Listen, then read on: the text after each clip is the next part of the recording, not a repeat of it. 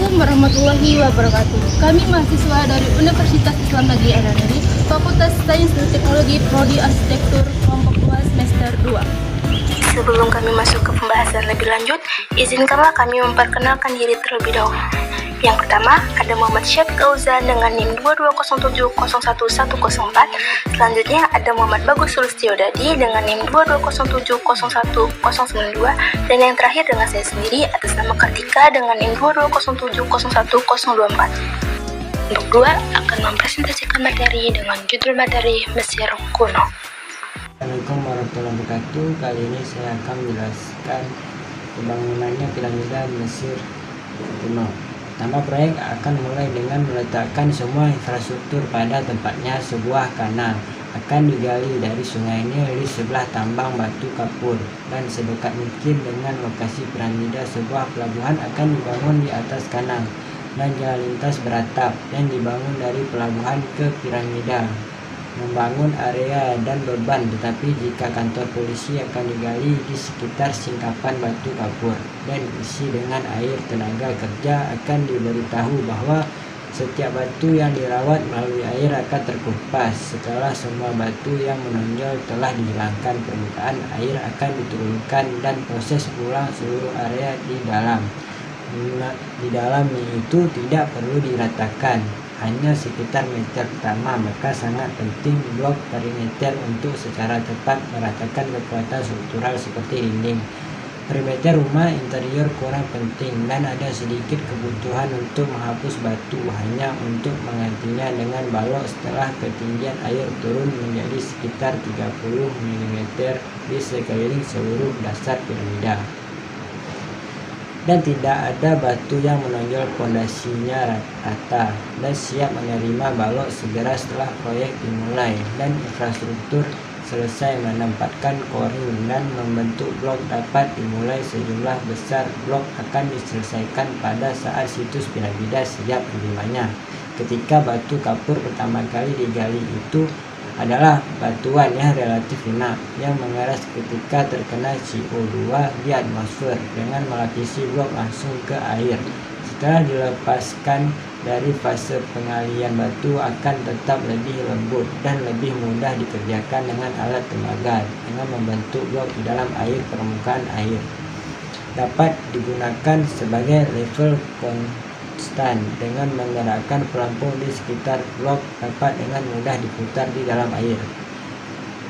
Dan keenam sisinya diratakan dan dibentuk lebih jauh lagi. Bekerja di dalam air juga merupakan panggilan yang lebih menyenangkan lingkungan. Spare block selubung luar akan digali di hulu di tambang. Tambang alur akan diukir dengan tepat ke lantai tambang dan setiap blok akan ditempatkan ke dalam alur selama pembentukan dengan menggunakan permukaan air sebagai level. Setiap blok yang ditempatkan ke dalam alur akan menghasilkan ruang sudut yang sama persis yang akan berbaris sempurna. Ketika ditempatkan sudut blok casing dapat diperiksa dengan menggunakan sederhana ketinggian air. Proses pembuaran dapat berlangsung sepanjang tahun. Setelah balok berbentuk akan dicat pelampung dan kemudian ditinggalkan di area penyimpanan di lantai torah. Idealnya pelampung akan dibuat dari kayu cedar dengan kepadatan batu kapur sekitar 2,5 ton per kubik meter dan ditempatkan dalam air. Setiap kubus memindahkan 1 ton air sehingga Anda hanya perlu 1,520 titik antena yang ditetaskan untuk mengapung balok batu kayu cedar dengan kepadatan sekitar 500 kg per kubus, sehingga diperlukan sekitar 3 kayu cedar kubik yang mengapung setiap kubus dari batu kapur. Jumlah bahan penindas yang dibutuhkan dapat dikurangi secara besar-besaran dengan melubangi kayu atau mengganti kayu dengan bahan yang lebih ringan. Tetapi karena sekarang Mesir tidak diberkati dengan hutan yang luas dan kayu yang melimpah, sehingga pelampung akan dibuat dari sutra anyaman paripus melilit kulit hewan yang digembungkan. Paripus tumbuh dalam jumlah besar dan seluruh penduduk tahu cara pembuatnya. membuat produk sehari-hari seperti kelem dengan sifat daya apung paripus yang terkenal dan telah digunakan selama ribuan tahun untuk membuat rakit sederhana yang biasa digunakan kulit hewan. Menyimpan cairan seperti anggur dan air ketika kosong dan mengembang. Mereka membuat pelampung yang sangat baik dengan memasang pelampung sebelumnya pada balok itu akan mengampung di air bukan di atasnya, sehingga menghemat ribuan jam kerja mencoba membuat balok multiton di atas dari rakit yang tidak stabil. Balok akan membutuhkan bahan apung yang jauh lebih sedikit untuk mengampungkan di air karena prinsip pemindahan Archimedes. Tidak ada balok yang akan hilang ke dasar sungai karena terbalik, karena setiap balok yang mengambang rendah hanya dapat memiliki daya apung yang lebih terpasang jika mengapung beberapa ton balok batu tampaknya tidak mungkin bagi Anda. Maka pertimbangan saat ini kami memiliki kapal tanker minyak yang berlayar di lautan dengan berat beberapa ribu ton. Ketika menyangkut ukuran dan berat apapun yang dapat mengapung mayoritas tenaga kerja pembangunan piramida adalah petani dan hanya tersedia selama musim banjir 3 bulan ketika ladang itu berada di bawah air dan tidak dapat dikerjakan ketika musim banjir dimulai. Sungai Nil akan naik dan jauh di dalam air di lantai tambang. Ribuan blok akan mengapung, siap untuk transportasi. Beberapa blok dapat diikat menjadi satu dan menggunakan salah satu dari mereka. Ini perahu baca sederhana atau arus gas di jalan setapak yang diseret ke atas menuju pelabuhan Giza yang mengarah dari pelabuhan sampai ke kantor piramida adalah jalan lintas tertutup. Jalan lintas itu seperti pipa air dan yang terisi penuh dengan air dari bawah ke atas. Bagian bawah jalan lintas memiliki 2 gerbang yang dibangun di dalamnya. Gerbang di bawah sejajar dengan air di pelabuhan, sementara gerbang atas sekitar 8 meter lebih jauh dari jalan lintas pada tingkat yang jauh lebih tinggi. Gerbang yang lebih tinggi ditutup untuk menutup pipa dan menahan air lainnya dalam bola lampu.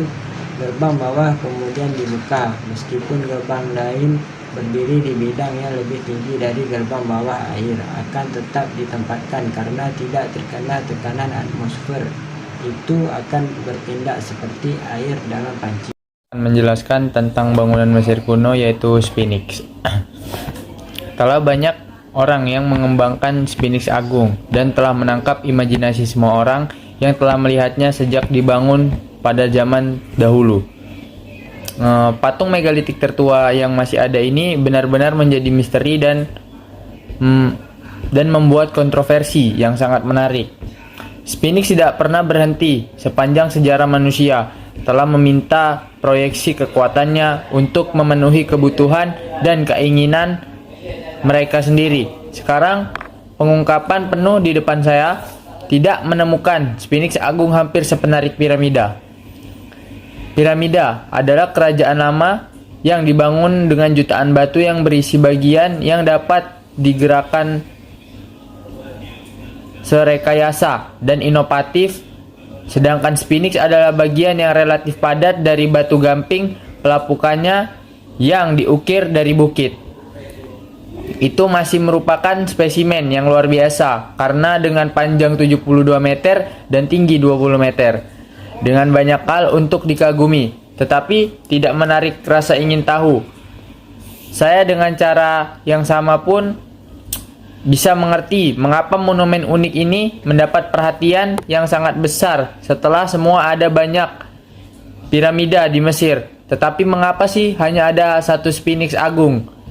Ketika berpikir tentang mengapa Sphinx menarik begitu banyak perhatian, ada banyak misteri yang mewakili teka-teki ini, membawa ke pertanyaan tentang siapa yang membangun Sphinx dan mengapa begitu banyak orang ingin mengidentifikasi pencipta seperti yang disebutkan dalam video saya.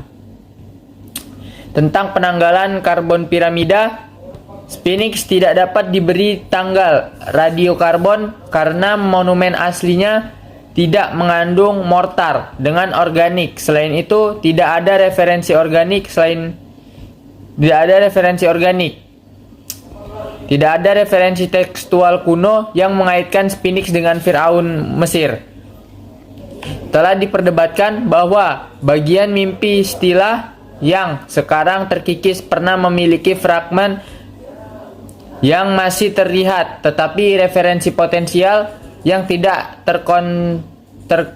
terkontekstualisasi. Dari 1000 tahun setelah Khafre sekarang menghilang, ke waktu bukanlah bukti yang meyakinkan. Kita kemudian harus bergantung pada konteks dataran tinggi Giza untuk menentukan milik siapa Sphinx. Sekilas Khafre tampaknya pilihan yang jelas. Sphinx dan kuilnya berdekatan dengan kuil lembah Khafre dan jalan lintas yang mengarah ke piramidanya.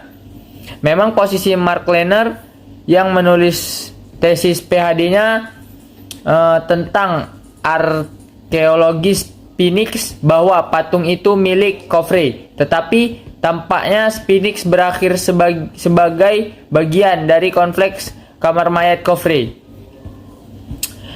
Itu jauh lebih sedikit jelas jika Sphinx atau kuilnya adalah konstruksi yang dibuat selama pemerintahan Khafre. Ada tradisi Firaun Mesir yang mengambil situs dan artefak dari pendahulu mereka, dan fenomena ini didokumentasikan dengan baik selama ribuan tahun. Sejarah Mesir piramida berunduk Jos piramida pertama yang pernah dibangun ditemukan memiliki puluhan ribu bejana batu dari dinasti sebelumnya dan di bawahnya. Contoh favorit saya tentang Firaun kerajaan lama yang mengerahkan kekuatan atas sejarah adalah dari Raja Dinasti kelima, ketika dia membajak sebuah makam besar yang mungkin milik raja dari dinasti kedua, membangun piramidnya dan causeway-nya. Selanjutnya dia mencuri sebuah balok yang bertulis Khufu pembangunan piramida besar dan meletakkan batu ini di ruang pemakaman ukir relatif. Dari samping, lihat aku, dia bilang, aku dewa matahari. Sekarang tradisi mengambil status dari Firaun sebelumnya berarti kehati-hatian diperlukan sebelum menugaskan pencipta untuk sesuatu yang tidak biasa di pemakaman raja, dan aman untuk mengatakan Sphinx dan kuilnya adalah penemuan yang sangat tidak biasa. Di kompleks piramida kuil Sphinx dan peti mati kuil lembah duduk terpisah beberapa meter, desain mereka memang memiliki kesamaan seperti pintu masuk kembar. Mereka memiliki bentuk yang kembar, tetapi keduanya dapat dengan mudah dibangun untuk meniru yang lain. Konsensus kami bahwa itu tidak pernah selesai. Bukti utama kuil Sphinx tetap belum selesai adalah batu interior yang dilapisi yang tidak biasa di pemakaman raja, dan aman untuk mengatakan Sphinx dan kuilnya adalah penemuan yang sangat tidak biasa. Di kompleks piramida kuil Sphinx dan peti mati kuil lembah duduk terpisah beberapa meter, desain mereka memang memiliki kesamaan seperti pintu masuk kembar. Mereka memiliki bentuk yang kembar, tetapi keduanya dapat dengan mudah dibangun untuk meniru yang lain. Konsensus kami bahwa itu tidak pernah selesai. Bukti utama kuil Sphinx tetap belum selesai adalah batu interior yang dilapisi dengan granit, tetapi blok eksterior yang tidak pernah menerima kelongsongan ini, sementara hampir semua granit telah digali. Anda selalu dapat mengetahui di mana granit ditempatkan karena di lantai batu kapur yang lebih lembut diterbangkan untuk duduk granit yang lebih keras yang menghadap kuil lembah yang berdekatan dengan Khafre. Menerima eksterior granit terakhir ini selanjutnya menganalisa geologi Sphinx dan kuilnya yang berdekatan merupakan subjek yang bahkan lebih kontroversial saluran ini adalah sejarah untuk granit, bukan sejarah granit. Jadi, saya akan menahan diri untuk tidak memberikan kuliah geologi yang ekstensif. Apa yang dapat saya katakan secara singkat tentang topik ini adalah bahwa ahli geologi dan peneliti independen Colin Rader telah melakukan beberapa pekerjaan yang paling mengesankan dan ekstensif pada subjek tersebut. Dia juga memiliki buku baru tentang geologi, tentang landscape, dan monumen Mesir yang akan saya tautkan dalam deskripsi. Penting untuk menyoroti kerja bagus yang dilakukan penelitian independen. Poin utama tentang karya pembaca di kandang Sphinx menyangkut erosi yang terlihat paling menonjol di dinding barat dan selatan yang dia atribut telah vertikal yang dalam dan permukaan bulat hingga limpasan energi tinggi dari curah hujan yang akan diarahkan ke kandang Sphinx berdasarkan topologi dataran tinggi Giza.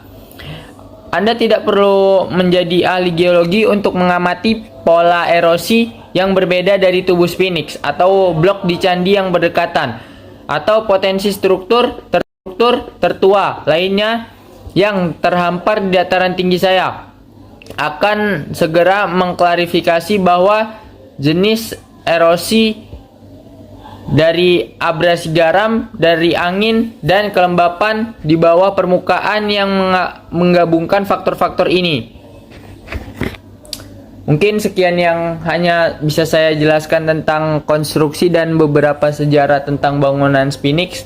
Jika ada kesalahan, saya mohon maaf. Terima kasih. Kuil Horus di Edfu adalah bukti indah dari kecemerlangan arsitektur era Ptolemaios. Menjulang tinggi dari jantung kota, kuil ini merupakan struktur megah yang membentang seluas 40.000 meter persegi. Pembangunan kuil dimulai oleh Pharaoh Opet Ptolemei III pada 237 sebelum Masehi dan selesai sepenuhnya pada masa pemerintahan otonomi federal ke-12 pada tahun 57 sebelum Masehi. Menurut tata letak pada Dona, kuil Horus memiliki tiang utama halaman, lubang gayhipo besar, tempat suci kapal main, kamar dari singgasana dewa, kamar Osiris, makam Osiris, dan masih banyak lagi yang tidak bisa saya sebutkan satu persatu. Kuil Horus memiliki tiang-tiang yang megah, ukiran yang rumit, dan ruang-ruang sakral merangkum tradisi dan ritual ini. Di luar tiang adalah halaman teras beraspal besar dikelilingi 3 sisi oleh 32 kolom, di mana orang-orang biasa akan membawa persembahan mereka ke patung Horus yang menghiasi di dinding lega. Pada luar pintu masuk ke aula gayhipo luar, ada patung Horus granit hitam setinggi 10 kaki. Sebagai elang, dia menggunakan mahkota besar atas dan bawah. Pada bagian aula memiliki gayhipo, bagian langit-langit dan kolam di bagian atas terlihat hitam. Dindingnya dihiasi dengan ukiran-ukiran yang sangat menarik perhatian orang-orang. Pada bagian tangga, desain tangga meniru jalur melingkar spiron dari pendataran Falcon, dan pada tangga di sisi lain digunakan untuk turun dari atap. Pada bagian ruangan ini menggunakan dinding granit dan kuil pada bagian ini merupakan kuil tertua dan paling suci dan pernah memegang patung pemujaan emas.